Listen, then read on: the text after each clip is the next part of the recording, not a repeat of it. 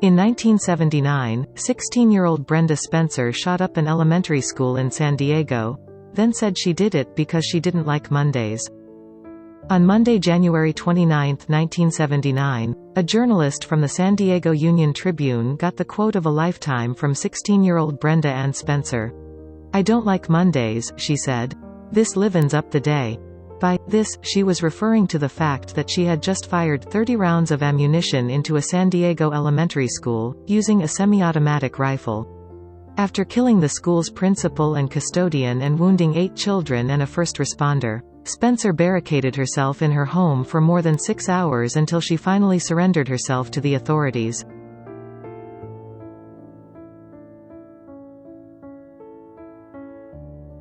Brenda Ann Spencer was born in San Diego, California, on April 3, 1962.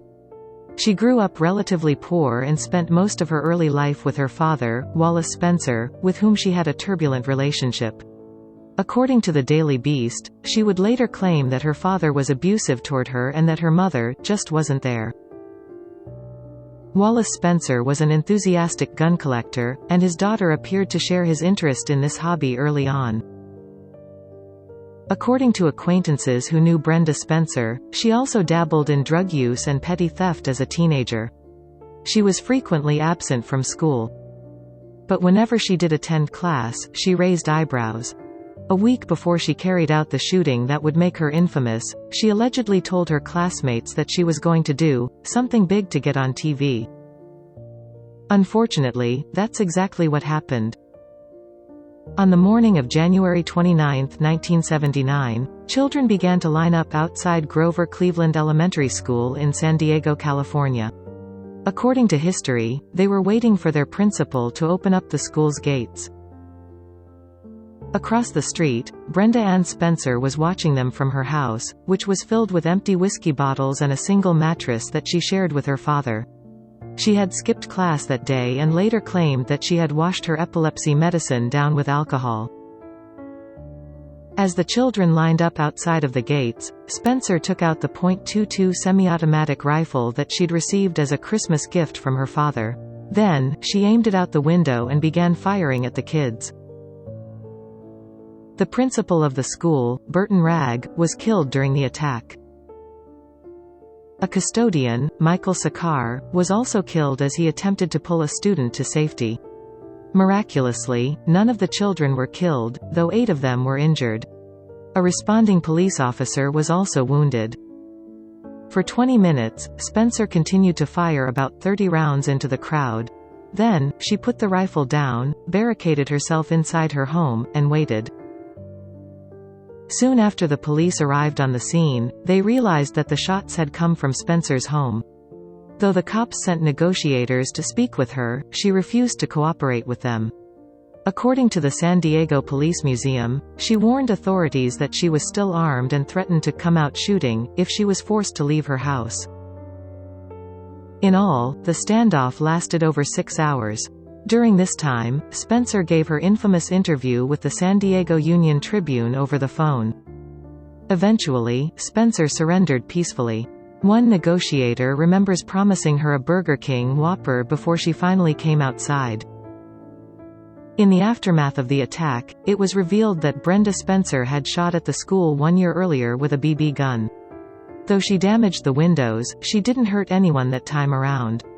She had been arrested for that crime, as well as burglary, but ultimately received probation. Just a few months after the BB gun incident, Spencer's probation officer had suggested that she spend some time in a mental hospital for depression. But Wallace Spencer reportedly refused to admit her, claiming that he could handle his daughter's mental health issues on his own. Instead, he purchased the weapon that his daughter would later use to target the school. "I asked for a radio, and he bought me a gun," Brenda Ann Spencer later said. "I felt like he wanted me to kill myself." The teen's attorneys considered pursuing an insanity plea, but it never came to fruition. And although Brenda Spencer had only been 16 at the time of the shooting, she was charged as an adult due to the severity of her crimes. As reported by the San Diego Union-Tribune, she pleaded guilty to 2 counts of murder in 1980. And although 9 counts of attempted murder were ultimately dismissed from the case, Spencer was sentenced to concurrent terms of 25 years to life in prison for her crimes. Her attorneys continued to argue that the treatment she received from her father, which allegedly included sexual abuse, was the real reason for her act of senseless violence. But this argument has never swayed the parole board. Disturbingly, Wallace Spencer later married one of his daughter's 17-year-old cellmates who bore a striking resemblance to her. To this day, 60-year-old Brenda Ann Spencer remains locked up in prison at the California Institution for Women in Corona.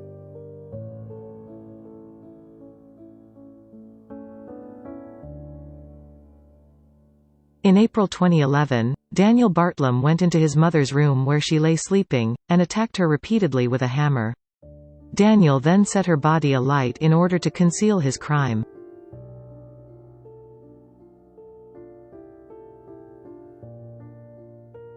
On that fateful evening, Daniel Bartlam fled the burning house with his younger brother and his dog and waited for the emergency services.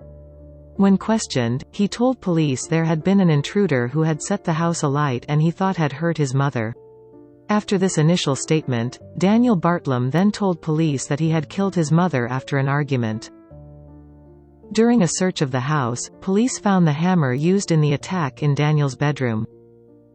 They also found a document on his computer where he had written a story featuring a character bearing his own name who murdered his mother. Daniel Bartlam had been raised by his mother in a stable home and was by all accounts a normal young boy. The family had moved to a different area of Nottingham in 2009 and Daniel had changed schools. In the year or so before the incident, he had become more reclusive, spending most of his time alone in his bedroom. A popular soap opera, Coronation Street, had recently shown a storyline where one of the male characters, John Stape, killed a woman with a hammer. TV clips of these scenes along with other violent scenes from popular films were found on Daniel's computer after the attack. Daniel Bartlam's behavior and his addiction to violent video games and movies have motivated some to believe this was a key factor in the attack on his mother. Simon Matters, the former partner of victim Jacqueline Bartlam, has spoken of Daniel's behavior before the incident in a documentary for a British TV channel. He'd have plastic boxes full of figures, Star Wars and Doctor Who characters, but he'd just urinate in the boxes. He also defecated all over the bedroom and in the boxes and hid towels and stuff that he'd wiped himself with. In trying to find an explanation for such a brutal attack carried out by a 14-year-old boy, the scenes of violence on television and in film have been cited as an influence on Daniel, leading him to carry out a copy of the crime. Due to the media portrayal of Daniel Bartlam and the attention given to the murder plot featured in Coronation Street, he has been labeled the Coronation Street Killer in some articles, and this label will undoubtedly stay with him. In many cases of children who kill their parents, there has been a history of abuse and neglect within the home, and the killing can be the breaking point for the child, but not all. Certainly, the case of Daniel Bartlam is one where the motive is unclear. There is no evidence of abuse within the family home at any time. Dr. Kathleen Haida is a professor of criminology at the University of South Florida, Tampa, and has studied children who kill their parents extensively. In comparing cases, she has found there are factors that may increase the risk of a child showing such violence against a parent, such as a dysfunctional family, ongoing family violence in the home, a deterioration of conditions within the home, and a heightened vulnerability to stresses in the home for the child. Dr. Haida has defined 3 categories of children who kill their parents in her research.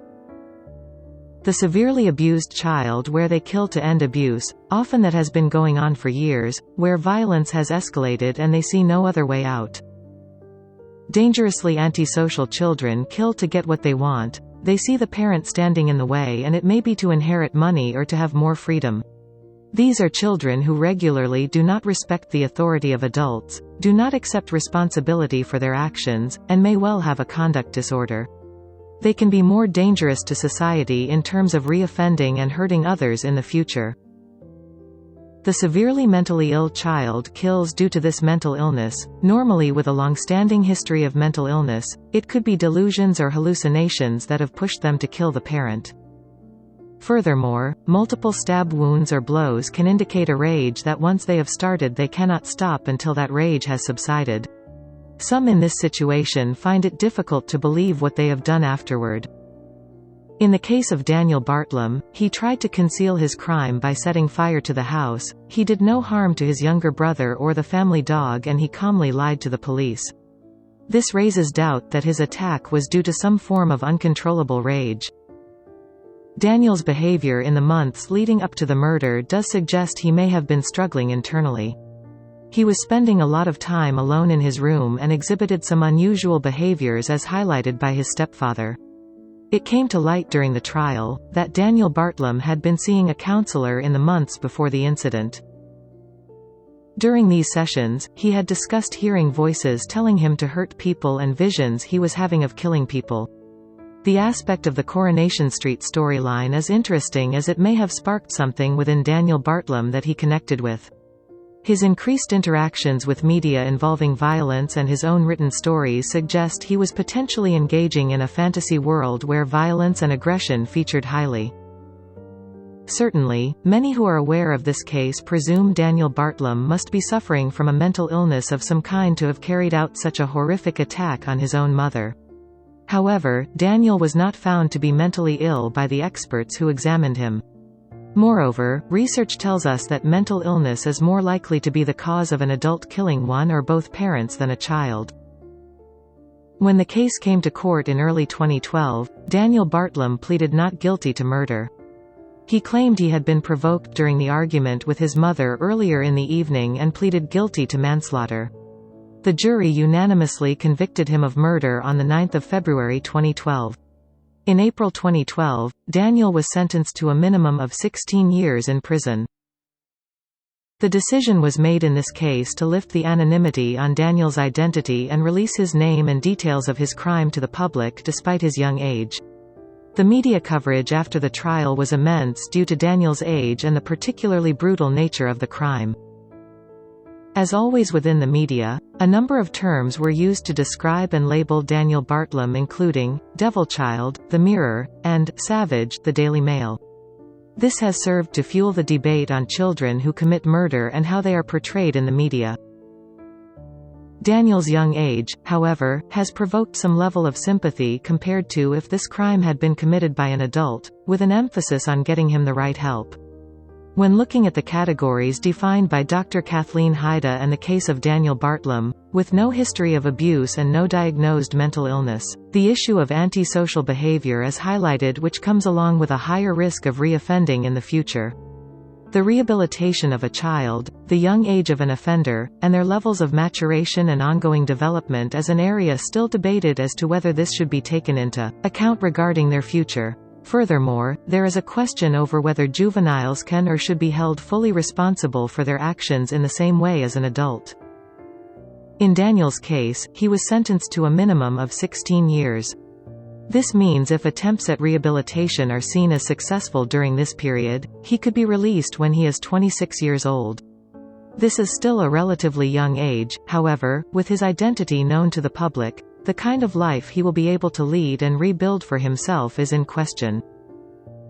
Daniel Bartlam is currently serving his sentence and it is assumed undergoing rehabilitation treatment of some kind. To public knowledge, he has never offered any explanations of his actions that evening other than to state provocation from an argument. However, his level of planning, clear attempts to cover up the attack, and the brutality of the crime itself makes this one of the most shocking juvenile crimes in UK history.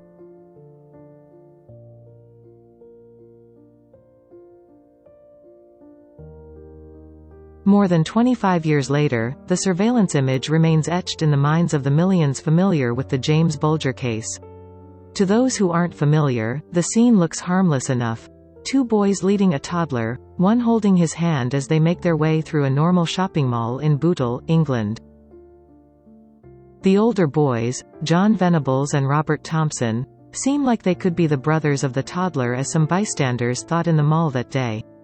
But they weren't. Instead, they were the toddler's abductors and, soon, his killers. Within hours of that surveillance image being captured on the afternoon of February 12, 1993, 10-year-olds John Venables and Robert Thompson had tortured 2-year-old James Bulger to death. And in the time between when that image was captured and when James Bulger was killed in a railway embankment a few miles away, the three boys had been seen walking around the area by dozens of people. Many of these witnesses later admitted that Bulger looked distressed. Some even saw the older boys punch and kick the 2-year-old. But most did nothing, and those that stopped and questioned the James Bulger killers soon enough let them go on their way to ultimately murder the toddler.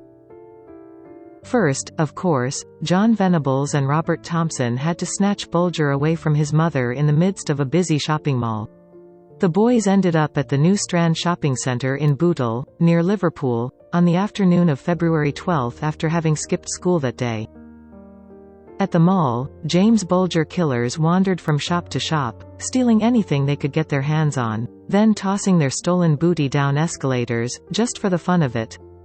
At some point, for reasons that still remain unclear more than 2 decades later, Venables and Thompson decided to steal someone's child. Who suggested it is unclear. Later, after they were arrested, each blamed the other. James Bulger was not the first child that the pair tried to abduct. In fact, that first child nearly became the victim. Inside a T.J. Hughes department store, a woman noticed that 2 boys were trying to get her kids' attention. Moments later, her 3-year-old daughter and 2-year-old son were missing. The mother quickly found her daughter, but there was no sign of her son. Frantically, she asked her daughter where he was. "Gone outside with the boy," she said. The woman began calling for her son and ran outside, where she found Venables and Thompson beckoning the boy to follow them. When Venables saw the mother, they told the boy to go back to her and they vanished. Mere luck had saved the boy, and sealed James Bulger's terrible fate. Soon after the aborted abduction, Venables and Thompson were loitering around a snack kiosk hoping to steal candy, when they noticed James Bulger by the door of a nearby butcher's shop. With Bulger's mother, Denise, momentarily distracted, they got the toddler to come with them. Venables took him by the hand. Several shoppers later remembered noticing the trio as they walked through the mall. Sometimes Bulger ran ahead, leaving Venables and Thompson to beckon him back with calls of "Come on, baby." They were caught by a surveillance camera leaving the mall at 3:42 p.m. By this time, Denise was panicking. She had thought that her son was by her side as she was placing her order at the butcher shop. But when she looked down, he was gone. She quickly found mall security personnel and described her son and what he was wearing. At first, they announced the boy's name over the mall's loudspeakers. By 4:15 p.m., however, there was no sign of James Bulger and he was reported missing to the local police station. Meanwhile, after Venables, Thompson, and Bulger had left the mall, the toddler began crying out for his mother. The older boys ignored him and continued down to a secluded area near a canal. At the canal, they dropped Bulger on his head and left him on the ground crying. A woman passing by noticed Bulger but did nothing. Venables and Thompson then called for Bulger to come. And still he followed. By now, however, his forehead was bruised and cut, causing Venables and Thompson to pull the hood of the toddler's anorak over his head to try and hide the injury. Nevertheless, additional passers-by could still see the partially covered forehead injury, and one person even saw a tear on Bulger's cheek. But no one did anything. The older boys then meandered around Liverpool past shops, buildings, and parking lots. They walked down one of Liverpool's busiest streets. Some witnesses later remembered seeing Bulger laughing while others remembered seeing him resisting and even screaming for his mother. One person even saw Thompson kick Bulger in the ribs for resisting.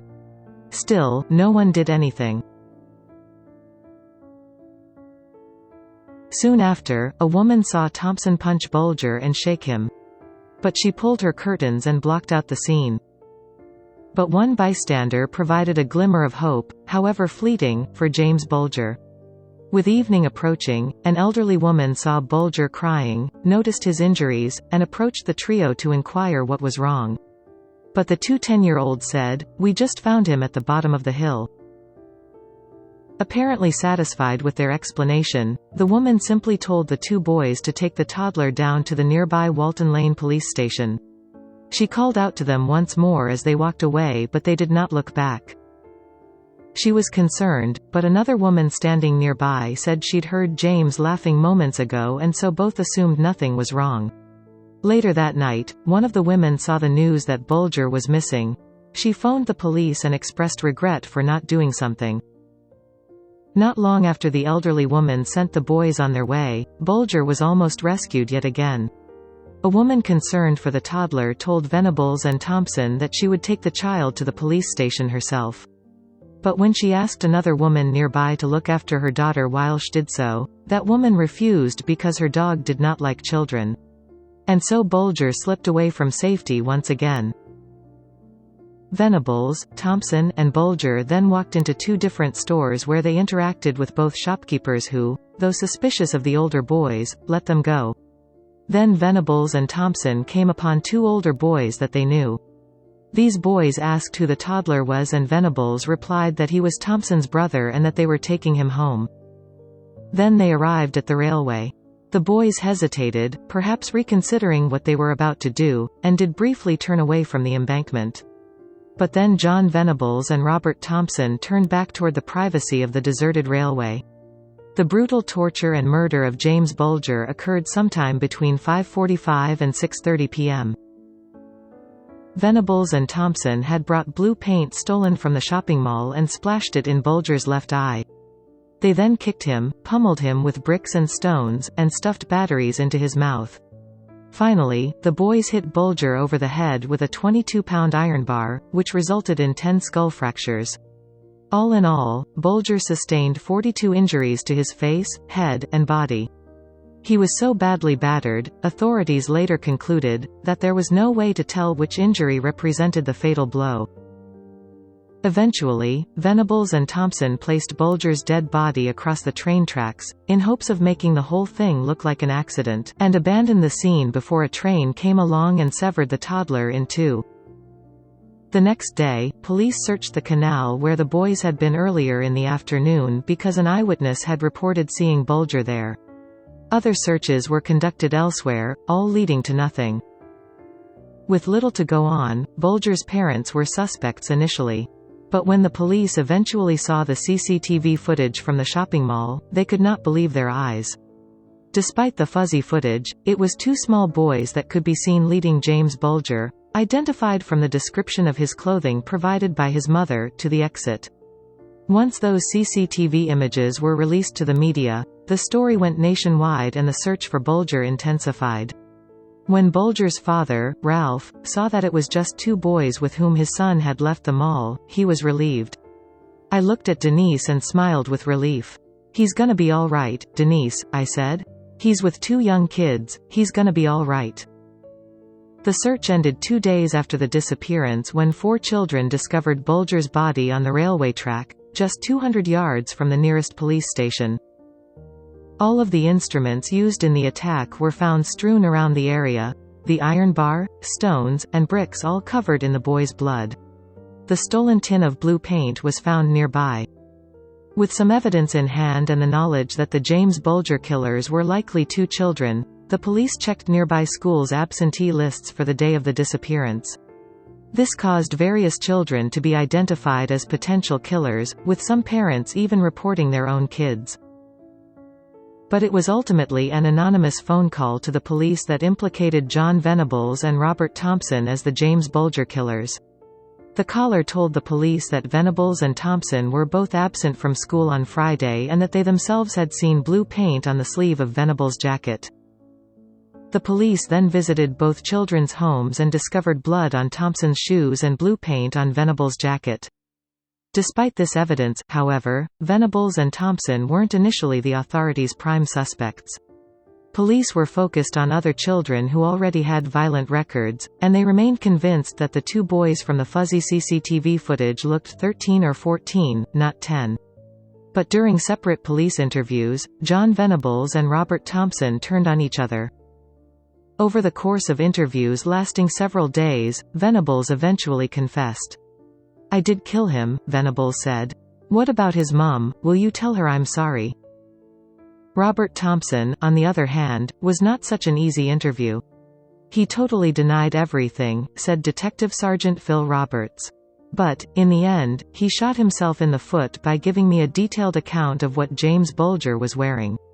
Nevertheless, throughout the whole process, Thompson remained chillingly unfazed, earning him the nickname, "the boy who did not cry," from the press. Venables and Thompson were both charged. 9 months later, the trial began. Outside the courthouse, people called for the blood of the James Bulger killers. "Kill the bastards," people yelled. "A life for a life." Popular disgust only intensified when witnesses and the media noted Thompson's cold, seemingly remorseless behavior at trial, compared with Venables' hysterical outbursts. Thus it was widely assumed that Thompson was the instigator, even though psychiatrists and authorities have never been able to reach a conclusion on the boy's motives. But Blake Morrison, the author of As If, A Crime, A Trial, A Question of Childhood, a book on the trial, points out that Venables had a temper, and had been known to lose control and had done some pretty weird things, and it was just as likely that he was the instigator. Moreover, court-appointed psychiatrists determined that the two boys knew right from wrong and weren't sociopaths, but were nevertheless able to uncover any concrete motives for James Bulger's murder. Something no professional has been able to confidently determine even in the years since. Motive aside, both John Venables and Robert Thompson were convicted, making them the youngest to be convicted of that crime in Britain in 250 years. As the jury foreman read the verdict, Venables and Thompson were sitting in an adult court dock that had been altered so that the boys could see over it. Venables and Thompson were then sentenced to serve at Her Majesty's pleasure, as a standard protocol for juvenile offenders convicted of murder or manslaughter. This indefinite sentence has no maximum but does have a minimum to be determined on a case-by-case basis. In this case, it was just 8 years, at which time the boys would be 18. After that point, the James Bulger killers were to be assessed and, if they weren't deemed to be a danger to society, released. By all accounts, Venables and Thompson showed no violent or aberrant behavior in prison, but instead served their time for the James Bulger murder quietly and without incident. Upon their release, John Venables and Robert Thompson were given new identities and granted legal anonymity for life due to the public fury that surrounded their trial and the danger of citizens hunting down the infamous James Bulger killers in order to take vengeance. To date, no significant attempts at vengeance have been made. James Bulger's mother, Denise, was able to locate Robert Thompson in 2004 but was paralyzed with hatred, and could not confront him. Today, while Thompson is believed to be assimilating back into society and living a quiet life, the same cannot be said of Venables. In 2010, he was imprisoned for downloading images depicting various kinds of sexual abuse being inflicted upon male toddlers. He became eligible for parole in 2013, at which time Ralph Bulger told the parole board that he couldn't forgive his son's killers and that Venables should not be released. "Sometimes you feel like you're having a heart attack," he said at the time. "It's just a big knot in your chest and that's been there since day one." Nevertheless, Venables was released. But in November 2017, John Venables was again imprisoned when more child abuse images and a pedophile manual that provided instructions on having sex with kids were discovered on his computer. John Venables was sentenced to 3 years and 4 months in prison, not far from half the amount of time he served for joining Robert Thompson in perpetrating the murder of James Bulger a quarter-century before.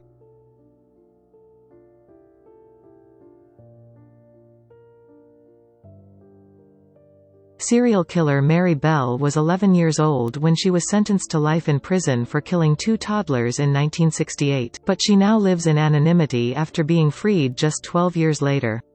Mary Bell was 23 years old when she was released from prison after serving a 12-year sentence for killing 2 little boys in 1968. Bell was only 10 when she strangled her first 4-year-old victim and left haunting confession notes for his family. 2 months later, she mutilated a 3-year-old boy. Pain and death were Belle's companions almost from the moment of her birth, leading her throughout her destructive childhood.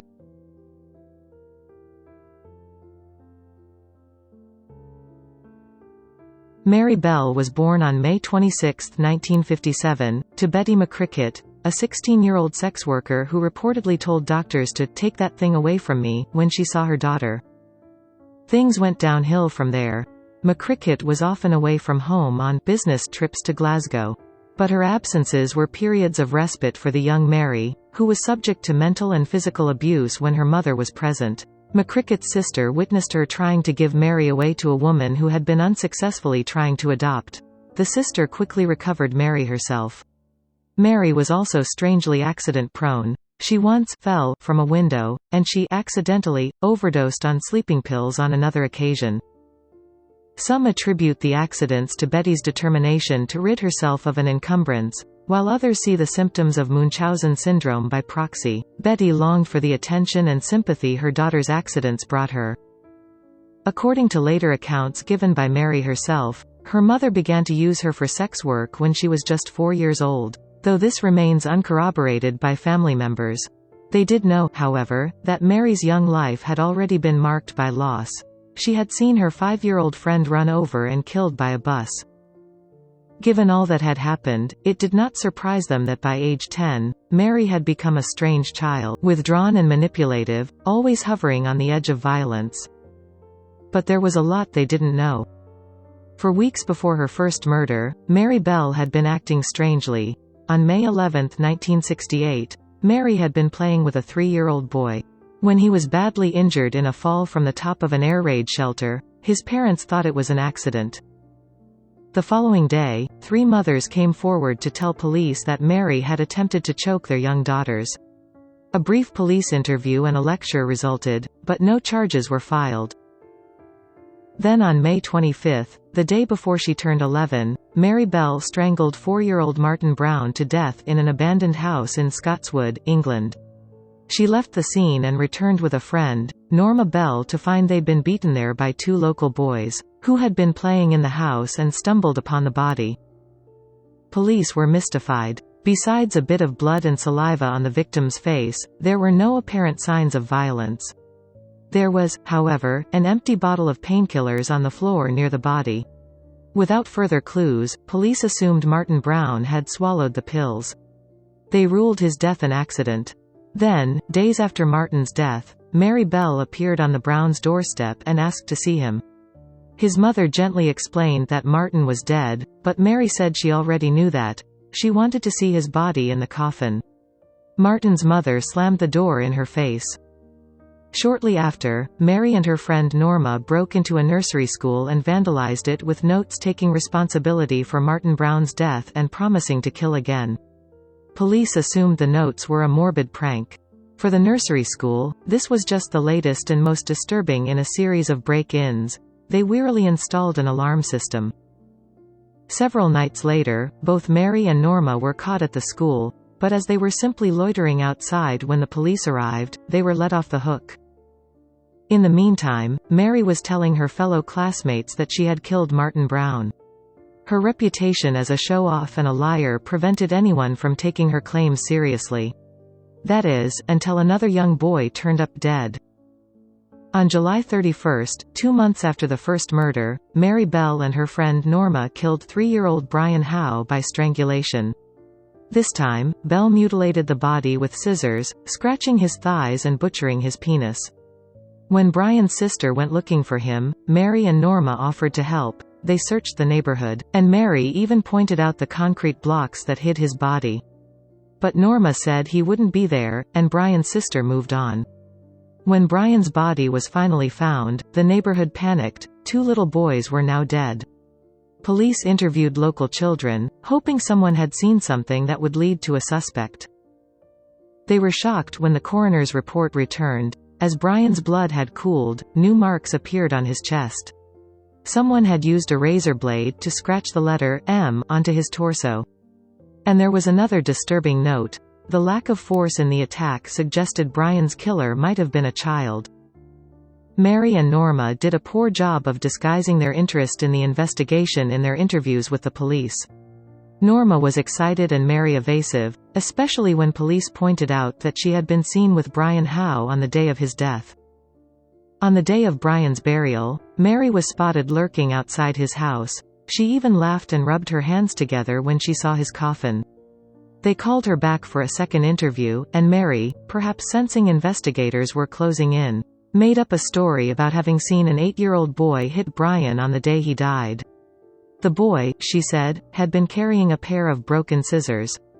That was Mary Bell's big mistake. The mutilation of the body with scissors had been kept from the press and the public.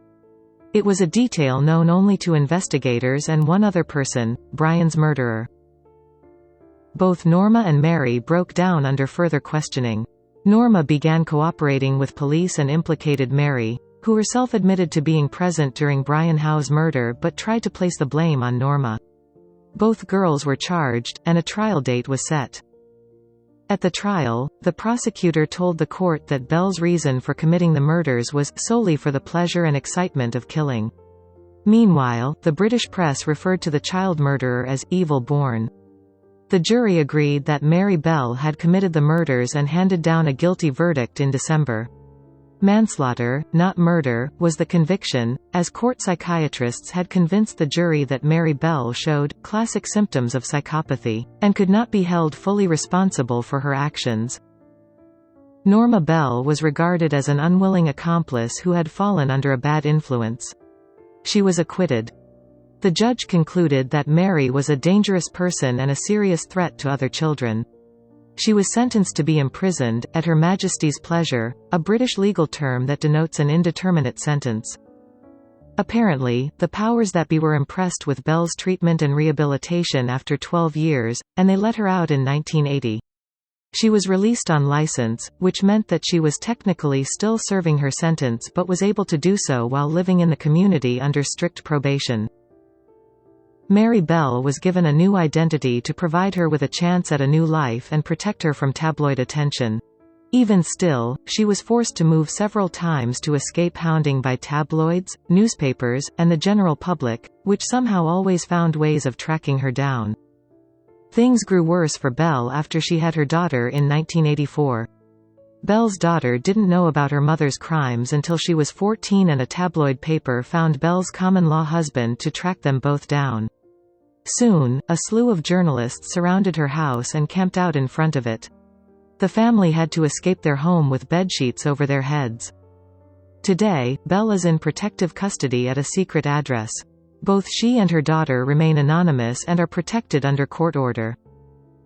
Some feel she doesn't deserve the protection. June Richardson, the mother of Martin Brown, told the media, "It's all about her and how she has to be protected. As victims we are not given the same rights as killers." Indeed, Mary Bell remains protected by the British government today, and court rulings protecting the identities of certain convicts are even unofficially referred to as Mary Bell orders.